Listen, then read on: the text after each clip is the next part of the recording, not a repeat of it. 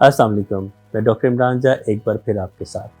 आज मैं इस वीडियो में कुछ गलतफ़हमियाँ, कुछ मिसअंडरस्टैंडिंग्स, कुछ मिथ्स जो हैं, जो आमतौर पे दांतों की स्केलिंग के बारे में माशरे में पाई जाती हैं, उनको दूर करने की कोशिश करूँगा। आपको बताऊँगा कि वो गलतफ़हमियाँ ही हैं, वो मिथ्स हैं, वो मिसअंडरस्टैंडिंग्स हैं।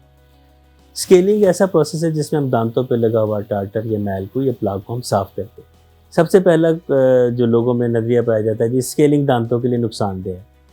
स्केलिंग दांतों के लिए बिल्कुल भी नुकसानदेह नहीं है, क्योंकि ये तो प्लाक और टार्टर को दूर करती है, जो कि मुंह से बदबू आने की वजह बनती है और जिसकी वजह से मसूड़ों से ब्लीडिंग होती है, खून आता है। तो ये कॉन्सेप्ट तो गलत हो गया कि स्केलिंग दांतों के लिए नुकसानदेह है। दूसरी बात क्या है कि स्केलिंग से दांतों में तकलीफ़ होती है, ऐसा बिल्कुल नहीं है। सिर्फ हम जो अल्ट्रासोनिक स्केलर की टिप से हम साफ़ करते हैं, उसकी वाइब्रेशन का एहसास होता है, एक टिंगलिंग सेंसेशन आती है, एक झुनझुनाहट सी फील होती है या एक वाइब्रेशन का एहसास होता है, तकलीफ़ नहीं होती।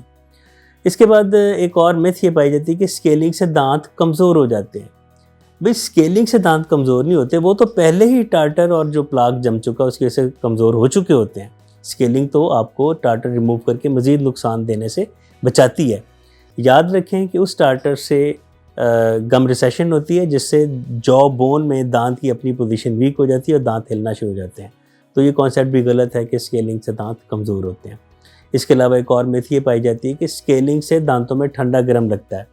किसी हद तक ये बात सही है, वो भी इस हद तक सही है बात कि जब टार्टर या कैलकुलस दांतों पे जमता है तो वो मसूड़ों को नीचे धकेल देता है, जिसको कि हम गम रिसेशन या आम जुबान में उसको मास्कोरा कहते हैं।